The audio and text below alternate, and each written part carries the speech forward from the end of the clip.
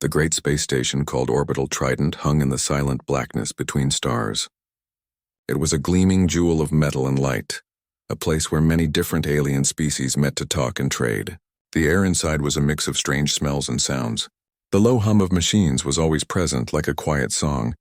Captain Lee Jun stood very still in the middle of the main meeting room. The room was large and circular, with a clear dome ceiling that showed the endless stars outside. Her hands were held neatly behind her back. She wore the dark blue uniform of the Korean Unified Space Force. It was simple and practical, without any fancy decorations. Her black hair was tied back neatly from her face. Her expression was calm like the surface of a still lake, but behind her dark eyes her mind was busy, watching everything. Next to her stood Park Min, a technician from her ship. He was younger than June, and his eyes were wide as he looked around the room. He saw tall, slender beings with gray skin talking quietly in a corner. He saw a creature that looked like a walking plant, its leaves shifting slowly. It was amazing, but also a little scary. "Remember why we are here, Min," June said softly, her voice quiet but clear. She did not turn her head to look at him. Park Min nodded quickly, trying to make his face look more serious. "Yes, Captain. The trade deal. Simple. We give them access to our new water purification designs. They give us a shipment of their durable crystal compounds. It should be easy." "It should be," June agreed, but she had a feeling it would not be. Dealing with new species was never easy. Everyone thought their way was the best way. The door to the rotunda slid open with a quiet hiss. The person who walked in made both humans straighten their postures. This was Kalen, their Valerian contact. Kalen was big. He was at least a head taller than June and much wider. His body was thick with heavy muscle. His skin was not soft like a human's. It had a rough gray look like stone. He moved with a slow, powerful confidence as if the air itself was too light for him. He was from a world with very strong gravity, and his whole species was proud of their physical power. He looked at the two humans and a small amused smile touched his lips. It was not a friendly smile. "So," Kalen's voice was a low rumble like rocks grinding together, "you are the representatives from Earth." He said the word Earth as if it were a strange, unimportant place. "I am Captain Lee Jun. This is Technician Park Min," June said, her voice even and polite. "We are here to finalize the agreement." "Let us not waste time," Kalen said, waving a large, heavy hand. He led them to a smooth, round table and they all sat down. The talks began. They discussed the technical details of the water purifiers. They talked about the quality of the crystals. For a while, everything went smoothly. Park Min started to feel more relaxed. Maybe the Valerian was just blunt, not rude. Then, the topic of planetary conditions came up. A Valerian assistant mentioned the need for a specific type of support frame for the equipment on their world. "Of course," June said. "Our engineers have already accounted for your higher gravity. The supports will be reinforced." Kalen leaned back in his chair, which creaked under his weight. "Higher gravity, yes, you would find my homeworld." "Difficult. Our gravity is more than double your own." He looked at June's slender frame and then at Park Min's. "I am curious. How does your species function in such a weak pull? Your bones must be like bird bones. Your muscles soft and underused." Park Min's face grew warm. He opened his mouth to say something, but June gave a tiny, almost invisible shake of her head. He closed it. "We function very well, Ambassador," June replied, her tone still polite. "Our bodies are adapted to our environment as yours are to yours." Kalen let out a short, sharp laugh. It was not a happy sound. It was a sound of dismissal. "Adapted? You have not adapted to a challenge. You have lived in a playground, a mere 9.8 meters per second squared. It is nothing. A gentle breeze. It is no wonder your technology is your only real strength. Your bodies are fragile. It is a true wonder your species ever managed to crawl out of your cradle." The air in the room seemed to grow cold. The insult was not just to them. It was to every human who had ever lived. It was to every astronaut who had trained for years, to every soldier who had marched under a heavy pack, to every person who had ever pushed their body to its limit on Earth. June's face did not change. She did not frown or glare, but her hands, which were resting on the table, tightened just a little. Her knuckles became pale. She looked directly at Kalen, her gaze steady and unwavering. "Strength can be measured in many ways, Ambassador," she said, her voice dangerously calm. Kalen met her look, his own eyes full of cool amusement. He clearly did not believe her. He saw her calmness as weakness. He saw their lack of bulk as proof of their inferiority. He finished the meeting quickly, signing the trade agreement with a swift, careless stroke on his datapad. The deal was done, but he had taken something else from them. He had taken their dignity and thrown it on the floor. As Kalen and his group walked away, his low laugh echoed once more in the large rotunda. The sound seemed to hang in the air long after he was gone. Back on their ship, the Rokas Dauntless, the mood was heavy. Park Min was pacing back and forth in the small meeting room. Did you hear him? A playground. He thinks we're children. We have our own strengths, our endurance, our ability to adapt. He doesn't know anything. Captain June was standing by a large window looking out at the stars. She was not pacing. She was perfectly still.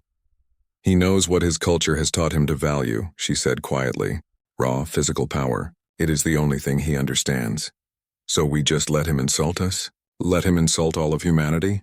Min asked, his voice tight with frustration. No, June said, turning to face him. Her eyes were no longer a calm lake. Now they were like dark, polished stone. We do not let him, but we do not fight him with words. He would just laugh again. We must speak in a language he will understand. What language is that? Park Min asked, stopping his pacing. June allowed herself a small, cold smile. Gravity. The silence on the bridge of the Rocks Dauntless was heavy and thick. It was not a peaceful silence. It was the kind of silence that comes after a slap to the face. The stars outside the main viewport were sharp and bright, but no one on the bridge was really looking at them. Their minds were still back in the rotunda, listening to the echo of Kalen's mocking laugh. Park Min finally broke the quiet. He slammed his hand down on the console in front of him. The sound was loud and sharp in the still room. I can't believe him. Min's voice was tight with anger. A playground. He said our world was a playground. Does he think we are children? We have our own strengths, our endurance. Our pilots can handle G-forces that would make other species black out. He doesn't know anything. Captain Lee June did not turn from the viewport. She stood with her hands clasped behind her back, her posture perfectly straight. She had not said a word since they returned to the ship. Her calmness was a stark contrast to Min's furious energy. He knows what his culture values, June said, her voice quiet but clear. He understands raw power. He does not understand resilience, so what do we do? Min asked, throwing his hands up in the air. We just let him get away with it? We let him think we're weak? No, June said. She finally turned around. Her face was still a calm mask, but her eyes were different. They were focused and intense like a hawk that has just spotted its prey. We do not fight him with words. He would just laugh again. We must answer him in a way he cannot ignore. We must use his own pride against him. How? Min asked, leaning forward. June walked over to her command chair and sat down. Her fingers flew across the touchscreen on the armrest. A complex schematic of a large ring-shaped structure appeared on the main view screen. We show him that humanity does not just live with gravity. We conquer it. Park Min stared at the schematic. He recognized it immediately. The Mujige training complex. The centrifuge? The very same, June said, a cold, small smile touching her lips. We will invite Ambassador Kalen for a cultural and physical exchange. A tour of one of our premier training facilities. A chance for him to appreciate human capabilities firsthand. Min's eyes widened as he understood the plan. The Mujige facility was the most advanced gravity training center on Earth. Its main attraction was a massive centrifuge nicknamed the Spin Cycle by pilots. It was used to prepare starfighter pilots for the crushing G-forces of combat maneuvers. It could simulate forces that would make a Valerian's high-gravity world feel like a gentle stroll. He'll never agree, Min said, though a hopeful grin was starting to form on his face. He will, June replied confidently. His pride will not allow him to refuse. He sees us as weak. He will jump at the chance to prove his superiority in a playground. He will think it is a game he cannot lose. June began to compose the message. She chose her words with great care. The invitation was polite and formal. It spoke of fostering greater understanding between their species. It mentioned a desire to showcase human physical training methods. It was the perfect trap, baited with flattery and presented as a gesture of friendship. She sent the message through the official channels to the Valerian delegation on orbital Trident. Then they waited. The hours ticked by slowly. Park Min found it hard to concentrate on his work. He kept looking at the communication panel, waiting for a response. What if Kalen said no? What if he saw through their plan? June, however, seemed perfectly calm. She reviewed reports and checked the ship's systems as if it were any other day. She had absolute faith in her understanding of the Valerian's character. Arrogant people were often the most predictable. Finally, a soft chime echoed on the bridge. An incoming message. June opened it. There on the screen was a brief reply from Kalen. It was just one line, but it was exactly what June had expected. The Valerian hegemony accepts your invitation. We are always eager to demonstrate the meaning of true strength. Min let out a whoop of joy. He took the bait. He actually took the bait. Of course he did, June said, her voice steady. Now the real work begins. We have to make sure everything is perfect. She turned to Min. I need you to contact Mission Control on Earth. Get me Choi Su on a secure line. A few moments later, the calm, intelligent face of Mission Controller Choi Su appeared on the view screen. Her office on Earth was visible behind her, with screens showing data from around the globe. Captain June, Su said, her voice professional. I have received your preliminary report. An interesting situation. How can I help? Su, we are implementing Plan Gamma, June said.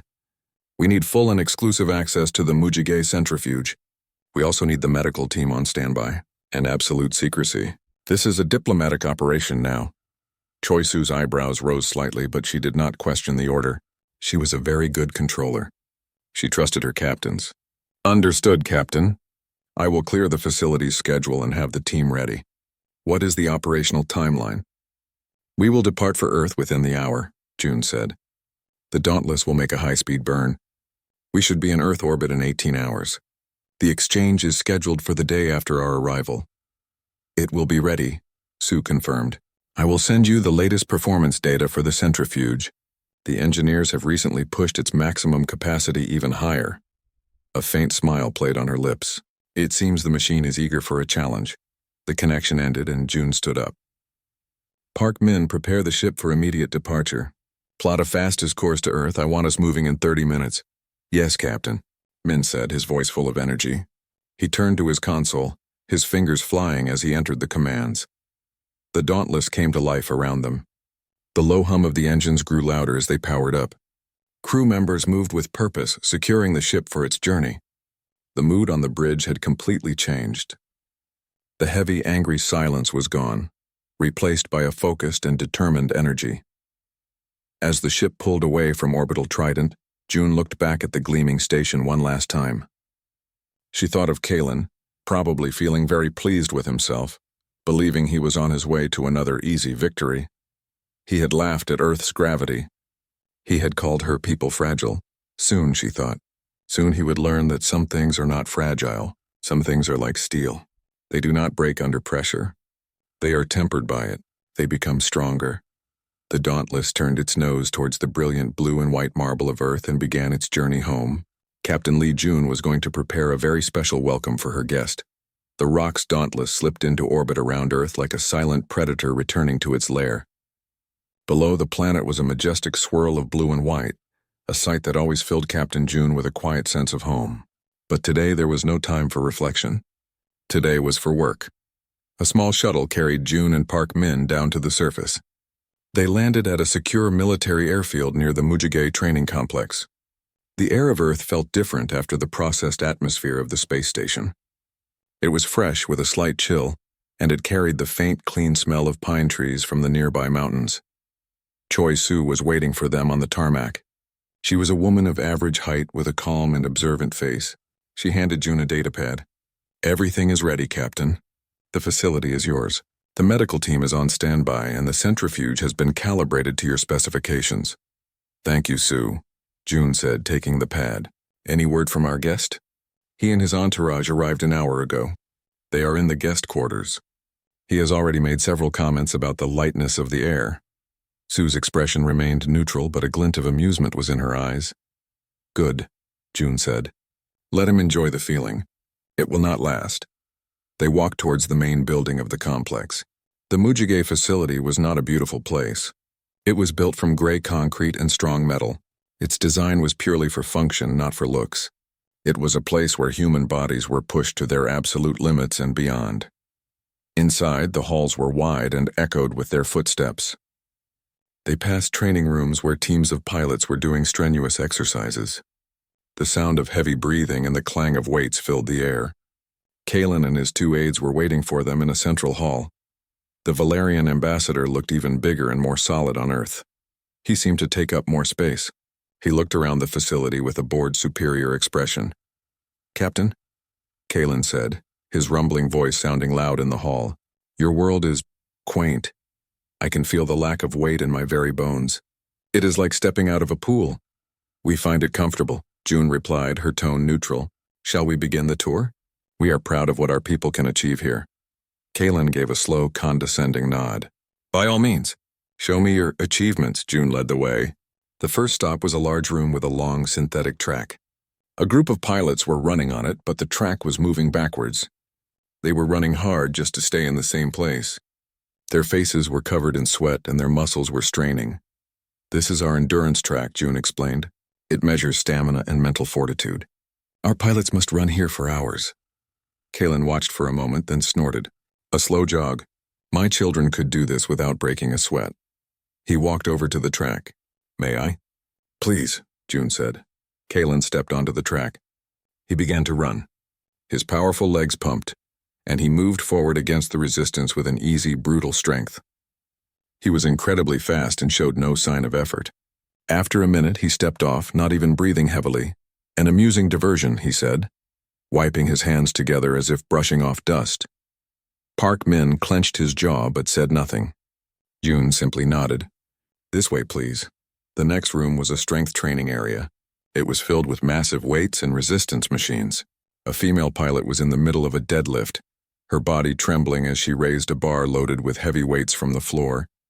Kalen watched her complete the lift. He walked over to the same bar and without any visible strain added more weight. Then he lifted it with one hand, holding it steady above his head. The metal bar bent slightly under the immense load. "You see?" he said, dropping the bar with a loud crash that echoed through the room. "This is true power. Your people struggle. We simply are." June's face remained a calm mask. "Impressive," she said, and her tone was so flat it was impossible to tell if she meant it. "But strength is only one kind of power. The final part of our tour is what we are most proud of." She led them down a final, long corridor. The air grew cooler. At the end was a large circular door made of reinforced metal. It looked like the entrance to a vault. With a low hum, the door slid open, revealing the heart of the Mujige complex. The centrifuge chamber was huge. In the center was a powerful rotating arm. At one end of the arm was a cockpit, built to look like a fighter pilot's cabin. The whole machine was painted a dull gray and it smelled of oil and ozone. It was a terrifying and impressive piece of engineering. "And this," June said, her voice echoing in the vast space, "is our high-gravity tolerance trainer. We call it the centrifuge.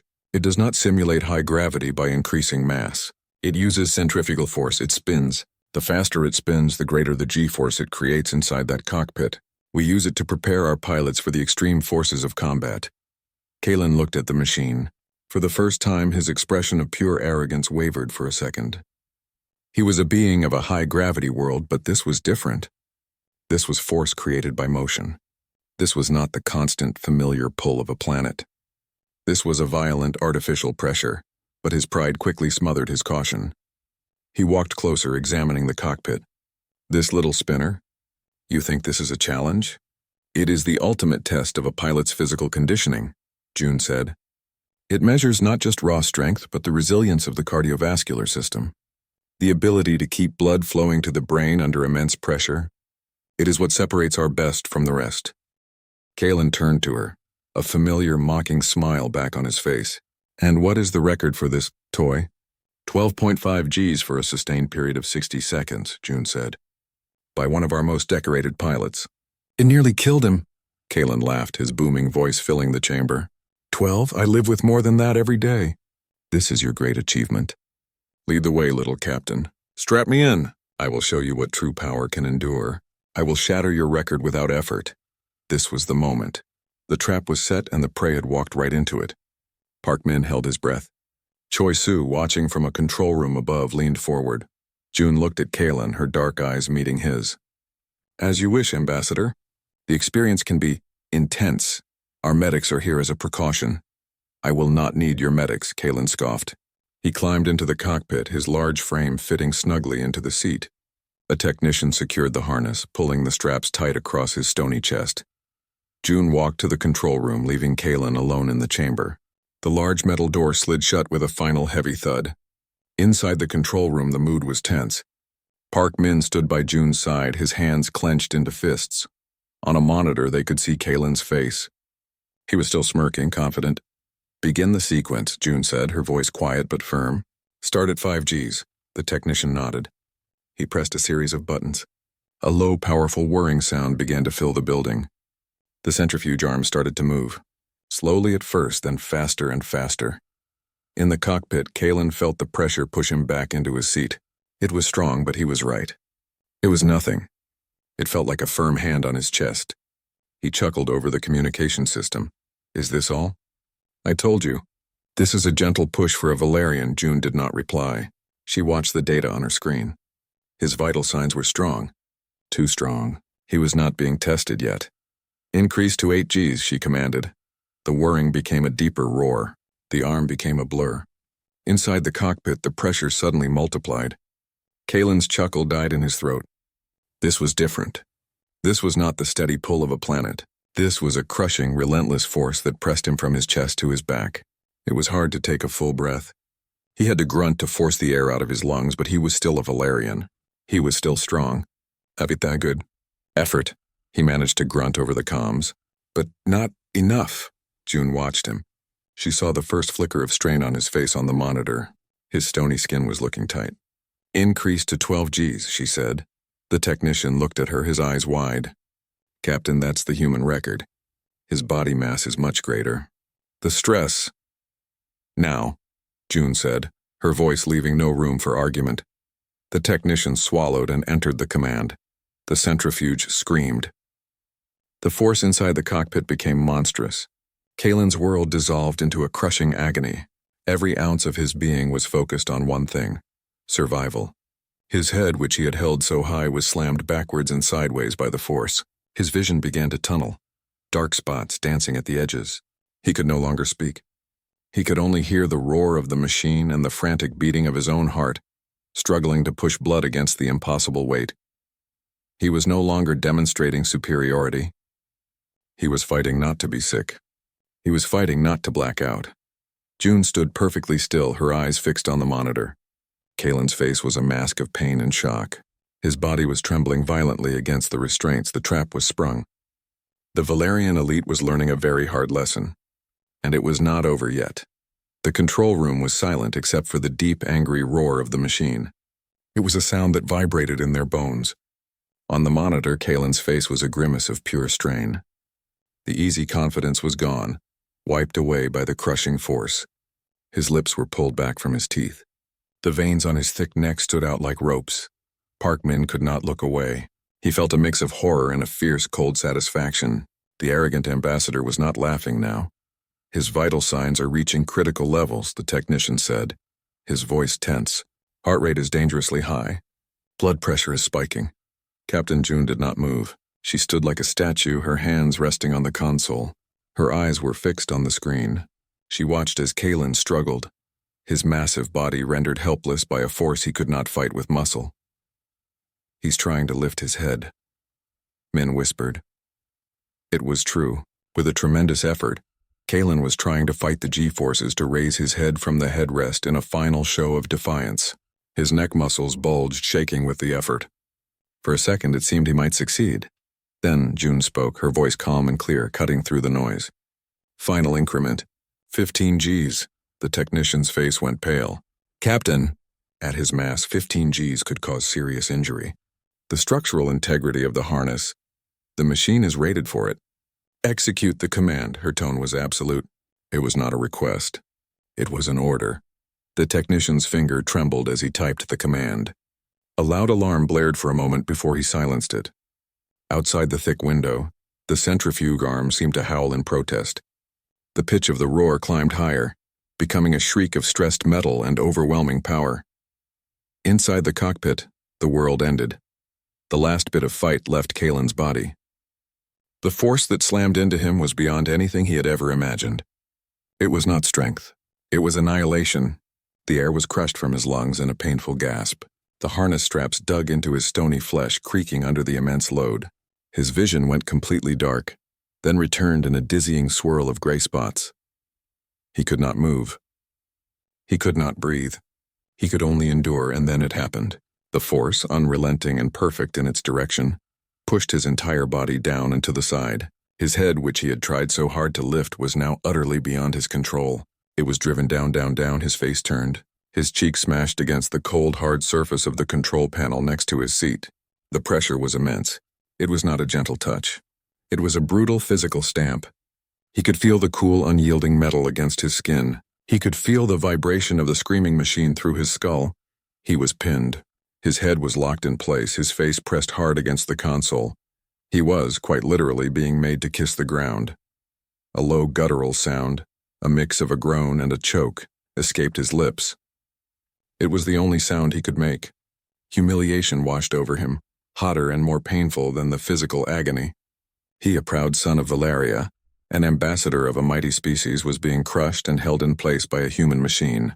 The playground had become a prison of unbearable force. The 60-second mark at 15 Gs arrived. The technician looked at June, his eyes begging. "Cycle complete," June said, her voice still eerily calm. "Power down." The technician slammed his hand on the shutdown sequence. The shrieking of the centrifuge began to fade. The blur of the arm slowly resolved back into a spinning metal bar, then a slow circle, and then it drifted to a stop. The sudden silence was deafening.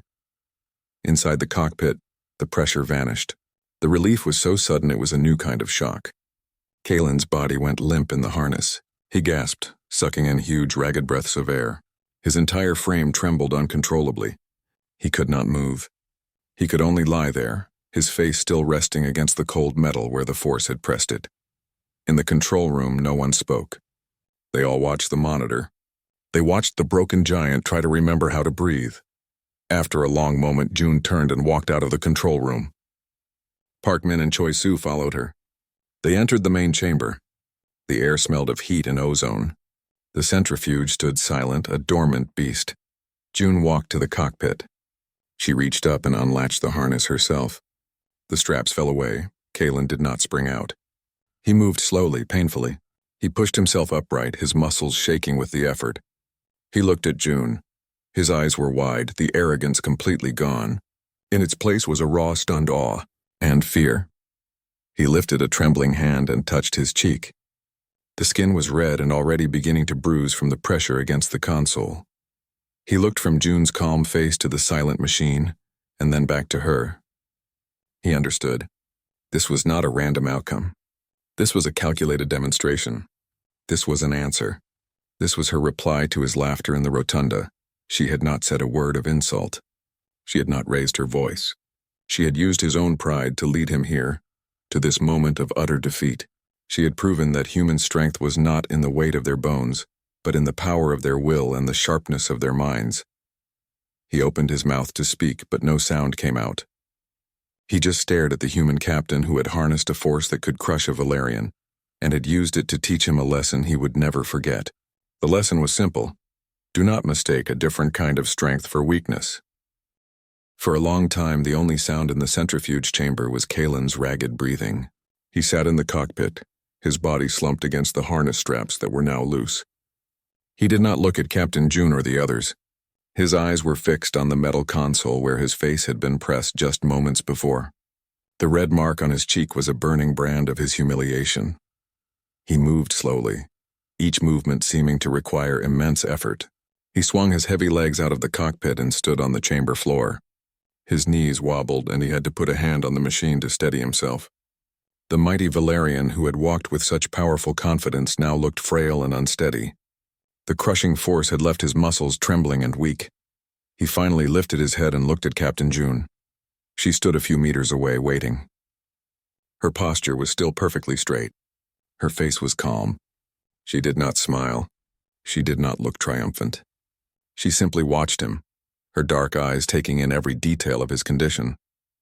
Kalen's two aides, who had been watching from a safe viewing area, rushed into the chamber. They moved to his side, their own faces filled with shock and concern. One of them spoke to him in their low, rumbling language, a question in his tone. Kalen shook his head slowly, silencing him. His eyes never left June. He took a slow, shaky step towards her. Then another. He stopped in front of her, and for a moment he seemed to be looking at a completely different person. The small human woman was no longer fragile or weak in his eyes. She was formidable. She was the master of the terrible machine. She was the one who had planned this entire lesson. He did something then that his aides had never seen him do before. He bowed his head. It was a deep, formal bow, a gesture of profound respect and submission in Valerian culture. It was an admission of defeat. "Captain Lee June," he said, his voice hoarse and quiet, stripped of its former boom. I misunderstood your people." He paused, struggling to find the right words. "I thought your strength was only in your machines. I was wrong. Your strength is in your spirit, in your will." He took a deep, painful breath. "I apologize for my ignorance. I apologize for my insults." The chamber was utterly silent. Parkman watched, his earlier anger completely gone, replaced by a deep sense of pride. Choi Soo, observing from the doorway, allowed a small, satisfied nod. June did not gloat. She did not tell him it was okay. She simply accepted his words with a slow, respectful nod of her own. "The universe holds many kinds of strength, Ambassador," she said, her voice even and clear. "Ours is just different from yours." "Not less," Kalen nodded, the movement still slow and careful. "I see that now." He looked around the chamber at the silent centrifuge. "This machine, it does not just test the body. It tests the heart, the mind. To endure that, it is a power my people do not possess. We are born strong. You build your strength. You conquer forces that would break others."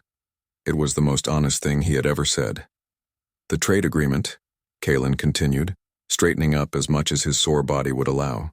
"It stands, and I will ensure that my reports to the Valerian hegemony reflect the true nature of human capability. You have my word." This was more than they had ever hoped for. It was not just an apology. It was a change in policy, a new respect born from a very hard lesson.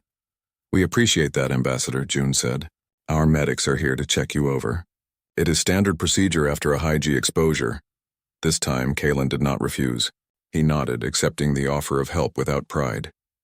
Later, as the Valerian shuttle departed from Earth, Kalen sat in silence, looking out the viewport at the receding blue planet. It no longer looked like a playground. It looked like a forge, a place where soft beings were hammered into steel. He thought of Captain June's calm, unyielding face. He would never laugh at a human again. In fact, he felt a new sense of caution. He had met a power he did not understand, and it had humbled him completely. Back inside the Mujige facility, the mood was light. Parkman was grinning. "He bowed, Captain." He actually bowed. "I've never seen anything like it." Choi Soo joined them. "The data from the centrifuge is already being analyzed. The engineers are thrilled. They say the machine performed perfectly." June allowed herself a small, tired smile.